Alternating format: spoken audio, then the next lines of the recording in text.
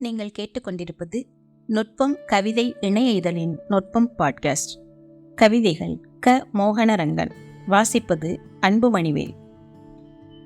கவிதையின் தலைப்பு தீயுரை துக்கம். இப்போது இல்லாமல் போய்விட்ட நண்பன் ஒருவன்தான் அப்போதெல்லாம் எமது சிநேகிதர்கள் குழுமிடும் குடியமர்வுகளை சற்றும் குறைவில்லாத சடங்கு ஆசாரத்துடன் முன்னின்று நிகழ்த்துவான். குப்பியின் தலையை தட்டி கோணாமல் மூடியை திறப்பதில் தொடங்கி எந்த பானத்துடன் எதை கலந்து எவ்வளவு நீர்க்கச் செய்வது என்பதிலிருந்து தொடுகறி வகைகள், தொந்தரவு தராத உணவு என எல்லாவற்றுக்கும் அவனிடம் ஒரு நிரல் வரிசை உண்டு.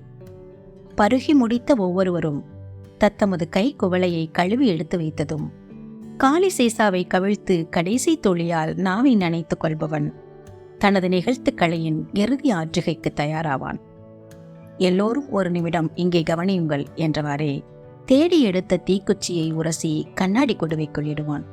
ஒரு கணம் இள நீல சுவாலை ஒன்று உயிர்த்தெழுந்து ஓசையுடன் அணைந்து மறைய தெய்வம் குடிகொண்டிருந்த இடத்தில் பிரிக்க முடியாதபடிக்கு பிசாசு ஒன்றும் மறைந்திருக்கும். அதை முறையாக ஆற்றுப்படுத்தி அனுப்பி வைக்க வேண்டும்.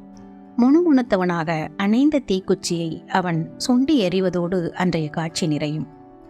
பிறகொரு பெண் மாலையில் ஈர விறகுகளை அடுக்கி எண்ணெயூற்றி எரித்தபோது புகைந்தெழுந்த தீப்பிழம்புகளை திரும்பி பார்க்க கூடாதென தெரிந்த போதிலும் அம்மட்டும் அவனை அலைக்கழிய செய்து அல்லல்படுத்தி வந்த துர்தேவதைகளின் கொதிப்பை குளிர்விக்கும் ஒரு சாகசத்தை தனது இந்த ஈமத்தீயிலும் நிகழ்த்தி காட்டிடுவான் என நின்று சோர்ந்தேன்.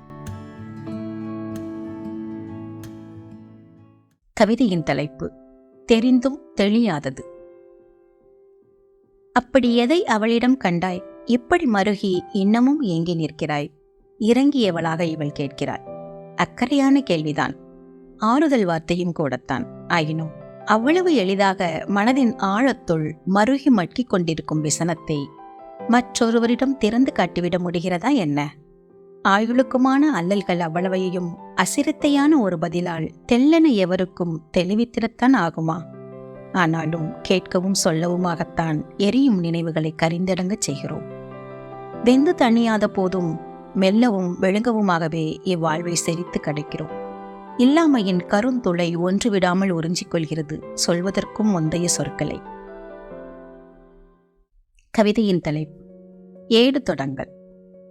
எழுதிய எல்லாவற்றையும் எச்சில் தொட்டு மிச்சமில்லாமல் அளித்த பிறகும் அடுத்த வரியை எழுதத் தொடங்குகையில் கற்பலகையின் கரித்தீற்றலில் மறைந்து போகாது மங்களாக தென்படும் கொச்சிப்பழப்பத்தின் கோடுகள் போல நினைவுகள் வெளிரி தெரியும் மனதை எதை கொண்டு அழிப்பதென தெரியாமல் திகைக்கும் சிறுவனின் முகம் எனக்கு பாதகம் ஒன்றுமில்லை.